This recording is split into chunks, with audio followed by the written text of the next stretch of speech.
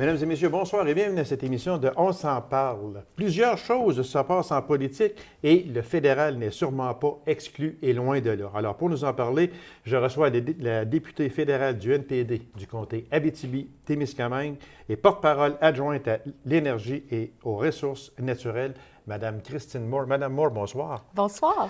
Merci d'avoir accepté cette invitation, Mme Moore. C'est très gentil à vous. Ça me fait toujours plaisir. Moi, je suis un maniaque de la politique. Hein. J'adore la politique. J'en fais pas, je m'abstiens d'en faire, mais j'aime me tenir au courant de la politique. Puis j'aime aussi lorsque j'appelle l'attaché politique d'un député ou d'une députée comme vous, puis qu'on me dit toujours oui, elle va y aller, ou bien non, oui, il va y aller. C'est tellement valorisant d'abord pour vous autres et pour les gens également, parce que les gens ne font plus de politique active beaucoup. Moi, je parle du simple commun des mortels, là, mais aiment se tenir au courant de la politique. C'est avec des émissions comme on fait ce matin qu'on tient les gens au courant. Exactement. Puis souvent, les gens vont partager l'entrevue, s'ils ont aimé, beaucoup avec les réseaux sociaux. Oui. Autant moi que d'autres politiciens qui ont passé à votre émission, les gens ont partagé certaines parties de l'émission. Voilà. Exactement. Madame Moore, après avoir été, nous dit-on, une excellente critique, et je le sais parce que lorsque vous étiez critique en matière de dépenses de l'armée, j'ai reçu des personnes ici, puis moi, j'ai des contacts un peu partout avec les politiciens.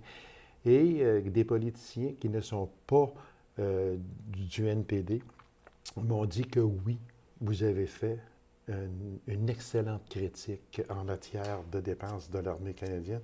Et entre autres, vous avez critiqué la mauvaise gestion du programme des avions de chasse, les fameux F-35 qui... on pourrait en parler, on pourrait faire l'émission dessus. Et encore aujourd'hui, vous maîtrisez le dossier, j'en suis persuadé. Vous le connaissez par cœur. Vous êtes maintenant rendu critique à l'énergie et aux ressources. Est-ce que c'est une surprise pour vous dans le nouveau cabinet fantôme de M. Mulcair? Bien, c'est une surprise dans le sens où est-ce que je savais que je faisais un très bon travail avec la défense. Donc, oui. Tu sais, je ne m'attendais pas à changer de place. Maintenant, bon, je pense que le choix est logique dans le sens que, énergie, ressources naturelles, la circonscription d'Abitibi-Témiscamingue est directement concernée par ce dossier-là. Voilà, donc, il savait que c'était un dossier que je maîtrisais quand même partiellement, parce que même si j'étais à la Défense nationale, bien, les mines de ma région, je les ai visitées, le secteur de la foresterie, je le connaissais. C'est sûr que je connaissais un peu moins tout ce qui est le secteur pétrolier. Ça, c'est le nouveau domaine où est-ce qu'on va plus approfondir dans les ressources naturelles. Mais je connaissais quand même qu'est-ce que c'était. J'étais déjà rentrée dans une mine. J'avais la possibilité d'acquérir le dossier quand même facilement. Peut-être pas facilement, mais plus rapidement que quelqu'un qui n'est vraiment pas dans ce domaine-là. Donc, c'est pour ça que ça ne m'a pas surpris, parce que je comprends la logique qu'il y a en arrière. Il faut aussi admettre que le ministre qui est responsable de ce dossier-là, ce n'est pas un des ministres forts du cabinet Harper, bien, pour le peu de ministres forts qu'il y a. Donc, je pense que je peux comprendre la stratégie de Thomas Mulcair d'avoir deux critiques sur ce dossier-là qui sont très solides sur leurs pieds. Comme ça, pour vous, ce ne fut pas une démotion? Ah bien, absolument pas. C'est le dossier de l'heure à l'heure actuelle, avec tous les projets de pipeline, les sables bitumineux, la sécurité. Oui. C'est un projet Enbridge et compagnie. Exactement. Depuis que j'ai été nommée là, j'ai des gens, il y a plein de gens qui contactent mon bureau à Ottawa qui veulent venir faire des stages pour approfondir ce dossier-là. Il y a plusieurs personnes qui veulent vraiment venir travailler avec moi pour approfondir ce dossier-là. Donc, ce n'est pas du tout une démotion. C'est la même position. J'étais porte-parole adjointe pour la Défense nationale. Je tombe porte-parole adjointe pour Énergie et ressources naturelles. Donc, c'est deux ministères où est-ce que les ministres ont leur plein portefeuille. C'est sûr que selon le contexte, peut-être qu'un ministère va être peut-être que énergie, ressources naturelles, dans certains contextes, c'était moins important. Mais avec ce qui se passe avec les sables bitumineux, le pétrole, les mines aussi, à l'heure actuelle, le bowl minier, c'est un dossier très, très chaud. Êtes-vous pour ça, vous, Enbridge, là, on veut inverser les fameuses pipelines, etc.? La problématique qui s'est passée avec ça, c'est que les conservateurs ont tellement déréglementé, ont tellement enlevé d'évaluation environnementale, ont tellement coupé dans ce secteur-là que les gens ont des questions, s'inquiètent au niveau de l'environnement, ne savent pas trop si c'est sécuritaire ou pas. Et le fait d'avoir le hockey du gouvernement ne veut pas dire que le projet est sécuritaire maintenant dans l'esprit des gens, parce qu'il y a tellement eu de déréglementation qui ne peuvent pas se fier au gouvernement. Tandis que si les lois auraient resté, les règlements très sévères, évaluation environnementale solide, bien là, les gens auraient pu se dire, bien, si on réussit à avoir le hockey du gouvernement, bien, ça veut dire que le projet est fiable. Okay. Mais là, ce n'est pas le cas actuellement. Okay. Donc, les conservateurs, en déréglementant, sont en train de nuire même à cette industrie-là, parce que c'est eux qui doivent maintenant convaincre la population. Et ils ont beau leur dire, oui, mais on a réussi nos tests d'évaluation environnementale, mais les gens leur disent, c'est rendu n'importe quoi, ces tests-là. On ne peut pas vous truster juste parce que vous dites ça. On ne peut pas vous faire confiance juste pour ça. Ce sont des tests qui sont, entre parenthèses, pour aider une compagnie. Est-ce qu'on peut aller aussi loin que ça? On parle oui, exactement. C'est que le gouvernement conservateur avait dans son idée qu'en déréglementant, ça allait permettre aux compagnies de partir leur projet plus rapidement, de partir en affaires plus facilement. Mais à l'heure actuelle, c'est le contraire qui est en train de se passer parce que les autres pays n'ont pas confiance, refusent d'investir, se disent c'est peut-être pas sûr, est-ce qu'ils ne veulent pas se retrouver dans un autre désastre environnemental. Donc vraiment, en essayant d'aider, ils leur ont nui. Madame Moore, j'ai une question qui est un peu longue, mais elle est primordiale, puis je vous la pose parce que j'ai des citations un petit peu à vous faire. En juillet 2013, le premier ministre Harper procède à un remaniement ministériel et vous disiez, et je vous cite, « Le Québec perd des plumes ». Et de plus, je vais vous citer deux extraits du 16 juillet dernier. C'est ici sur un fil de presse. La députée Christine Moore de Abitibi-Témiscamingue considère qu'il s'agit des changements de Blanc-Bonnet à Bonnet-Blais, de garder la tête du ministre des Affaires autochtones et Développement du Nord, un homme qui a prouvé à maintes reprises ne rien comprendre aux réalités des Premières Nations, ou encore comme responsable du Conseil du Trésor, un autre qui, après avoir détourné des millions pour des projets dans sa circonscription, a perdu la trace de plus de 3 milliards de l'argent des contribuables. Je ne peux pas me montrer optimiste, déplore-t-elle. Ça, c'est sorti sur un fil de presse. C'est une citation que vous avez faite, que j'ai ici, le 16 juillet dernier. Je me rappelle très bien, oui. C'est quoi exactement? Parce que là, il y a des genres d'accusations un peu cachées, mais il y a quand même des choses là-dedans qui sont vraiment sérieuses, là. Mais oui, exactement. Mais ça, on l'a dénoncé depuis le début. Tony Clement, qui est le président du Conseil du Trésor, sous l'ancienne législature, il a pris 50 millions d'un fonds pour les infrastructures frontalières, donc qui était pour le sommet du G20, donc pour assurer la sécurité des frontières. Il a pris 50 millions pour des projets dans son comté. Son comté est à 300 km de la frontière la plus proche. Appelez ça comme vous voulez, mais moi, je ne peux pas comprendre qu'on a un fonds pour sécuriser nos frontières, puis qui s'en va pour construire des gazebos dans un comté qui est à 300 km de la frontière. Ça n'a pas de sens. Je pense que tout le monde est capable de le comprendre. Oui, on s'en souvient là-dessus. Donc, on a détourné de l'argent et le premier ministre, à la place de le punir ou au moins de ne pas lui donner de promotion, il a dit, bien, ce qu'on va faire, on va te donner les clés du Conseil du Trésor. Ça n'a absolument aucun bon sens, là. C'est comme confier, je ne sais pas, la banque de sang à Dracula ou confier la sûreté nucléaire à Homer Simpson. Oui, c'est ça, OK. Et là, le président du Conseil du Trésor, et dans le dernier rapport du vérificateur général, il y a 3 milliards dont on a perdu la trace. On ne sait pas trop ce qui est rendu. On ne parle pas de 3 millions, là, on parle de 3 milliards. Là. C'est le déficit à peu près du Québec, là, actuellement, là, qu'on parle. C'est beaucoup d'argent. Exactement. Puis là, on ne sait pas trop ce que ça s'est rendu. Donc, tu sais, ça n'a aucun bon sens. Ces ministres-là n'auraient pas dû garder leur poste. Et ils sont restés là. On a le ministre des Affaires autochtones qui s'est élevé à un moment donné puis qui avait remis en doute l'ascendance autochtone du député Saganache. Ça n'a pas d'allure. Qui a dit, c'est un cas spécial. Donc, disons, c'est pas des gens qui comprennent la réalité et eux, ils sont restés en place. Puis au niveau du Québec, bien, à l'heure actuelle, quand il y avait eu ce remaniement-là ministériel, on avait perdu des plumes. Je pense que l'exemple le plus évident, c'est à l'époque, M. Paradis, qui était ministre de l'Industrie. L'industrie, c'est un gros... Lui, il en a perdu des plumes, là. C'est un gros morceau, l'industrie, et on lui a enlevé pour... nommer James Moore à sa place. Donc, oui, le Québec a perdu des plumes. Qui était le bras droit de M. Harper au Québec. Maintenant, ce n'est plus lui. Puis, en tout cas, je pense que M. Paradis a perdu des plumes beaucoup.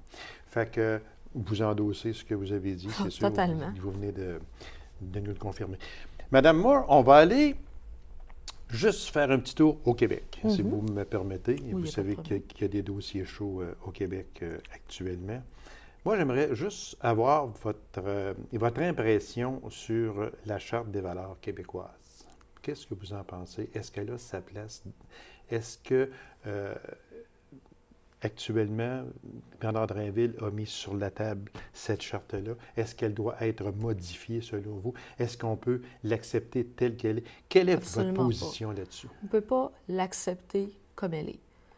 On ne peut pas accepter qu'on va enlever des droits à des minorités et que ces droits-là, bon, à l'heure actuelle, selon ce qu'il y a dans la Charte, seraient renouvelables aux 5 ans où on aurait un droit de retrait, mais ce serait par un vote majoritaire du CA. Donc, c'est la majorité qui décide des droits des minorités. Puis ces droits-là, bien, tu vas peut-être les avoir, mais ça va être renouvelable aux 5 ans. Les droits des personnes, c'est quelque chose qui est ancré, c'est pas quelque chose qui est renouvelable. Donc, cette partie-là, elle ne passe pas, selon moi. Je peux comprendre le principe de vouloir réaffirmer l'identité québécoise, les valeurs québécoises, mais quand on parle de valeurs québécoises, pour moi, ça va beaucoup plus loin. Des valeurs, c'est pas comment on s'habille, de qu'est-ce qu'on a de l'air. Les valeurs, c'est vraiment plus profond que ça. On parle des principes de justice sociale, d'ouverture à l'autre, d'accueil, de partage. Je pense que c'est ces valeurs-là qui auraient eu avantage à être mis de l'avant dans une charte où est-ce qu'on affirme notre façon d'être et notre façon de réfléchir collectivement au Québec. Comme ça, vous êtes d'accord avec, dans la fonction publique, qu'une personne qui porte le voile ou quelque chose peut s'asseoir à son bureau, elle me reçoit, moi, puis j'ai pas un mot à dire, j'ai absolument rien. Elle est là, cette personne-là, elle a son voile, puis c'est correct, selon vous. C'est les principes de... Le fait d'avoir un voile sur toi ne fait pas que tu vas essayer de convaincre la personne d'adhérer à ta cause. Non, c'est pas ça que je dis non plus. Non, exactement. Non, donc, que quelqu'un... moi, si j'arrive à l'hôpital, que la femme porte un foulard, puis ce soit elle qui me soigne, ça change absolument rien. Elle ne me parle pas de sa religion. Elle est là pour me soigner et tant qu'elle est compétente, qu'elle fait son travail, c'est ce qui est important pour moi. Il y a plein d'autres choses autres que religieux qui viennent influencer. Oh oui, on ne peut pas dire aux gens de complètement arrêter d'effacer. Non, c'est sûr que ces personnes-là qui portent le voile, qui portent un foulard, qui portent une croix, peu importe, si on va les voir, cette personne-là ne prendra pas pour acquis qu'il faut qu'elle me convainque de porter moi aussi son voile, peu importe. Elle est là pour faire un travail, elle le fait. Mais dans la charte, le principe est, bien, au Québec, maintenant, ça ne se fait plus. Mais ce que je trouve justement, que là, on attaque les droits des personnes pour quelque chose qui ne causait pas problème. Il n'y a jamais, de toute façon, les professionnels de la santé ont des codes de déontologie, donc que ce soit religieux ou d'autres choses, on ne peut pas essayer de convaincre les gens à nos opinions. Comme moi, je vais faire des quarts de travail à l'hôpital comme infirmière. Les gens savent très bien, là, ils savent que Christine Moore, c'est une néo-démocrate, que c'est une personne qui est à gauche. Mais quand je vais faire mon corps de travail à l'hôpital, je n'essaie pas de convaincre les gens de mes opinions politiques. Je me contente de leur donner leurs soins. Exactement. Puis, c'est bien qu'on veut que nos employés aient une neutralité. Tout le monde le sait qui je suis. Donc, d'un certain point de vue, peut-être que, dans une grande communauté à Montréal, on ne connaît pas les gens, mais par exemple, on dit aux employés de la fonction publique qu'ils ne doivent pas afficher leurs convictions politiques. C'est correct, sauf que on les connaît, les personnes ici. On sait très bien où est-ce que certains logent, mais ça fait partie de la réalité, puis il faut continuer d'aller de l'avant. Donc, moi, je ne peux pas accepter que on va enlever des droits aux personnes. Pour moi, ce qui définit qu'est-ce qu'on a le droit de faire ou pas, c'est vraiment la santé, la sécurité, l'hygiène au travail. Donc, c'est aussi simple de dire que si un collier pour une infirmière est dangereux, peu importe le collier, qu'il y ait une croix, qu'il y ait un signe religieux, si c'est dangereux, c'est dangereux. Pour travailler sur un chantier de construction, ça prend un casque de construction, tu as beau vouloir porter un turban, et il faut que tu portes un casque de construction. Donc... Madame Moore, juste une dernière question sur ça, en terminant. Juste, oui ou non, doit-on retirer le crucifix de l'Assemblée nationale? Oui ou non? Pour ma part, si on veut vraiment promouvoir la laïcité de l'État, il faut être conséquent avec nos actions. Si on décide que finalement, ça n'a peut-être pas de sens ou que c'est quelque chose qu'on met de côté, mais si on veut continuer dans cette voie-là, on ne peut pas faire des choses qui sont incohérentes l'une avec l'autre. C'est sûr. Juste pour une dernière question, avec le Québec, le registre des armes à feu. Bon, ça fait couler encore beaucoup d'encre. On entend un peu moins parler, mais il reste quand même que c'est encore d'actualité. Est-ce que vous êtes pour le maintien du registre des armes à feu, puis est-ce qu'Ottawa devrait faire le transfert des données du fédéral au provincial? Moi, je crois que oui. De s'entêter comme ça dans des procédures juridiques, c'est complètement ridicule. Les conservateurs disent que les données ne sont pas utilisables parce qu'ils ont été mal compilées, quoi que ce soit, peu importe. Envoyez-la. Puis au pire, s'ils ne sont pas utilisables, les gens au Québec, ils vont s'en rendre compte à place de s'entêter dans la procédure judiciaire. Et moi, je trouve que oui, le registre des armes à feu aurait dû être maintenu. Mais de la manière qu'il fonctionnait, il n'était pas utile. Il ne protégeait pas les chasseurs. Moi, je trouve que ça a une utilité au niveau des vols des armes à feu. Parce que si on enregistre nos armes à feu, un peu comme on enregistre nos autos, on se les fait moins voler parce que c'est plus difficile, par exemple, à revendre ou à cacher par la suite. Donc, s'il y a une banque... je pense que ça peut être utile, entre autres, pour réduire le fait qu'on se fait voler des armes à feu. Parce qu'avant, les gens, ils rentraient dans la maison, ils volaient les armes à feu, ils mettaient une petite annonce dans le journal en disant « mon père m'a donné ça quand il est décédé, puis moi, je chasse pas, fait que c'est pour ça que je le vends. » Puis c'était très difficile de savoir si la personne était réellement propriétaire ou pas de l'arme à feu.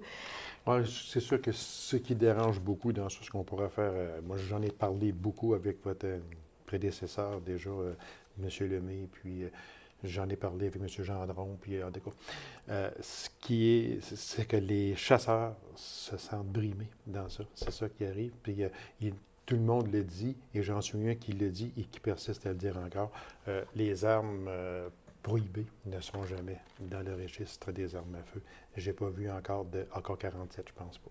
Ouais, c'est ça un petit peu là, qui agace. Les armes prohibées et restreintes, elles doivent continuer à avoir un registre pour ces armes-là. Oui, mais ceux qui les possèdent dans le but de faire, on sait quoi, de s'en servir illégalement, ces personnes-là ne feront jamais enregistrer leur...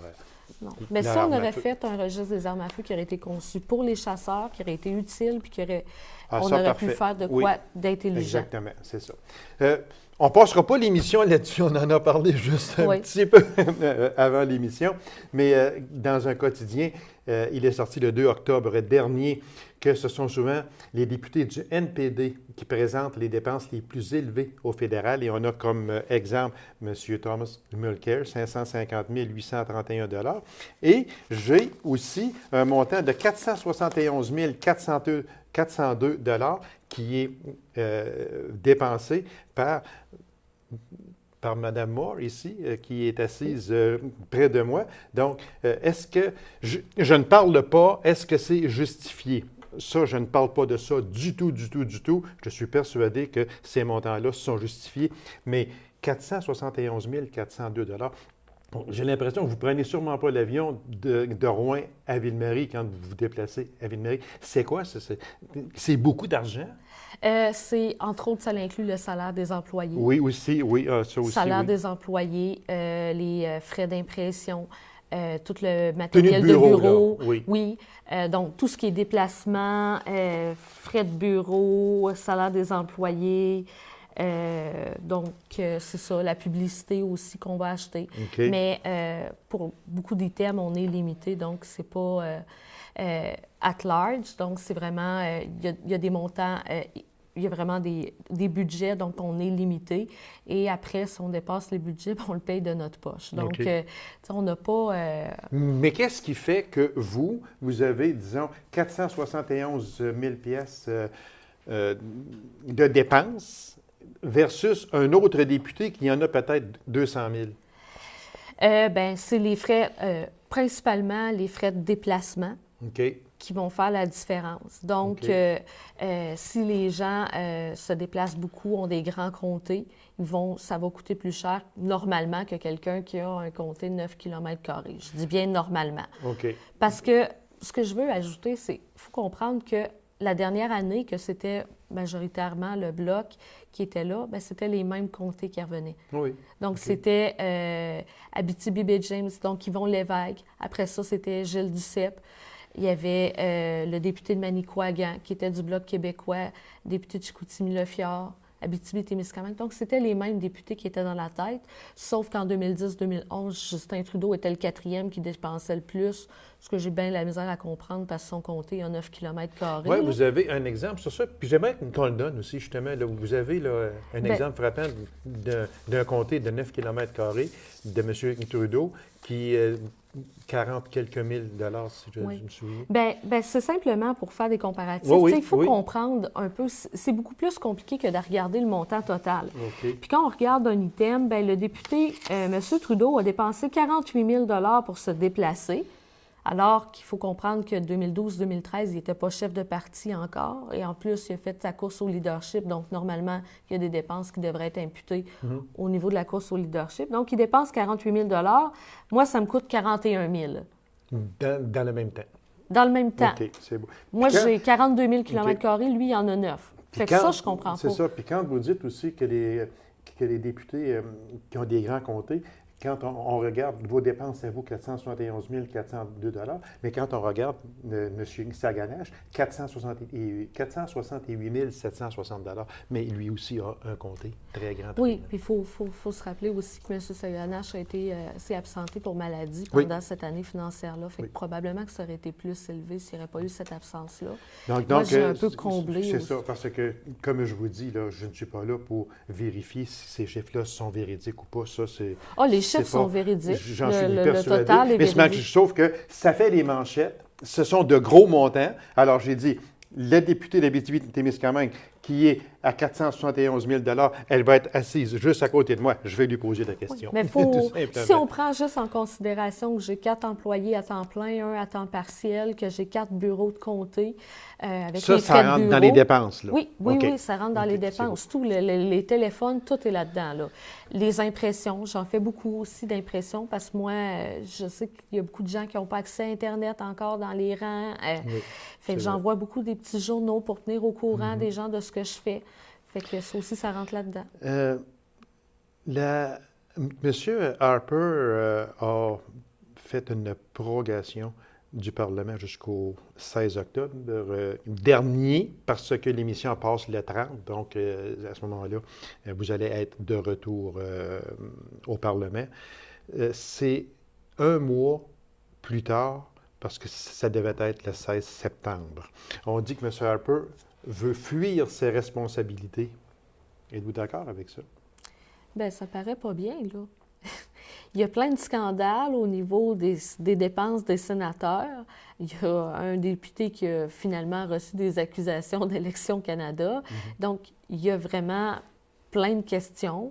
Il y a des choses qui, sans être des scandales, avec ce qui s'est passé, par exemple, à Lac-Mégantic cet été, je pense que les députés veulent poser des questions au gouvernement conservateur aussi pour savoir pourquoi ça a pu se passer, quelque chose comme ça. Et qu'est-ce que le gouvernement fédéral entend faire dans le futur? Parce que le ferroviaire appartient au fédéral. Exactement. Donc, il y a eu plusieurs grosses affaires qui se sont passées dans l'été. Et de recommencer un mois plus tard, je pense que ça n'a pas bien d'allure. Il dit qu'il voulait prendre le temps que ses ministres acquièrent leur dossier. Oui, mais les mêmes questions que vous auriez posées le 16 septembre, vous allez les poser le 16 octobre pareil. C'est juste un mois. Oui, sauf que, comment je peux dire, un mois pour... Peaufiner un peu les réponses. Est-ce qu'on peut dire ça comme ça? Bien, c'est plus que pour moi, c'est pas acceptable, même si c'est juste un mois plus tard. Si on prend en considération que peut-être qu'on aurait eu un autre accident ferroviaire entre le 16 septembre et le 16 octobre, bien, tu sais, c'est un mois de plus où est-ce qu'on met peut-être en danger la vie des gens, la sécurité des gens, parce qu'on ne pose pas des questions, qu'on ne demande pas au gouvernement d'intervenir. Donc, quelquefois, il faut comprendre que un mois, ça peut paraître, bon... c'est pas la fin du monde, arrêtez de pleurer, mais un mois, s'il y a quelque chose qui marche tout croche, bien, c'est un mois de plus. S'il y a des gens qui fraudent, qui détournent l'argent, bien, c'est un mois de plus. Où est-ce qu'ils détournent l'argent, qui fraudent, ou un mois de plus qu'ils ont pour cacher... certaines choses qu'ils ne voudraient pas qu'ils sortent en public. Exactement. Mais, Mme Moore, le temps passe très vite. Votre opinion sur les scandales au Sénat? On peut parler de M. Brazeau, on peut parler quand même de plusieurs personnes. Il reste à peine 2 minutes, mon Dieu. Les scandales au Sénat, là, ça sort de tous bords, de tous côtés. Est-ce qu'avant cette année, vous en aviez entendu parler de ces scandales-là? Bien, si là, ça sort tout en même temps. Le Sénat a toujours eu plaisir à se ridiculiser. On a plein de sénateurs qui remontent à toute l'histoire du Canada qui ont fait des choses qui n'avaient juste pas de bon sens. On a, puis dans toutes les partis, ça a toujours été une niche pour récompenser les amis du parti. Regardez... Ça, c'est à chaque premier ministre quand il est sur le point de partir, il récompense ses petits amis, là. Que ce soit les conservateurs, que ce soit c'est plus à mesure qu'il y a un poste d'ouvert, il trouve un ami à récompenser. Oui, c'est sûr. Mais des affaires ridicules, on a toujours eu. On a eu un sénateur qui a lu de A à Z un livre qu'il avait écrit pendant des débats à la Chambre des communes pour obtenir une traduction en français gratuitement, qui après ça, il l'a fait publier. Tu sais, ça, c'est dans les années 80. On a eu n'importe quoi comme comportement des sénateurs depuis le début. Donc, en gros, je sais que votre chef est parti en croisière pour l'abolition. Oui, en croisade, excusez. En croisière peut-être aussi, parce qu'il est peut-être parti sur le fleuve Saint-Laurent parler contre le Sénat. Mais l'abolition du Sénat, pour le NPD, c'est sans équivoque, le Sénat doit disparaître. Il n'y a plus sa place et toutes les provinces l'ont aboli. Puis je pense que toutes les provinces sont capables de fonctionner sans Sénat. Il n'y en a aucune qui, présentement, pense à rétablir le Sénat parce qu'elle se trouve dysfonctionnelle. Donc, je pense qu'on est très bien capable de le faire. Donc, M. Mulcair est parti en croisade, en croisière. C'est ça? À bord de son bateau, je ne le sais pas. Mais de toute façon, lui, il est parti. Puis, le NPD veut faire l'abolition du Sénat. Madame Moore, merci infiniment. C'est tout le temps. On avait encore beaucoup d'autres questions. On va vous réinviter. C'est vraiment agréable de vous recevoir. Ça m'a fait plaisir. Merci beaucoup, Madame Moore. Alors, mesdames et messieurs, merci d'avoir été là. On se donne rendez-vous à une prochaine émission de On s'en parle. Au revoir et bonne semaine.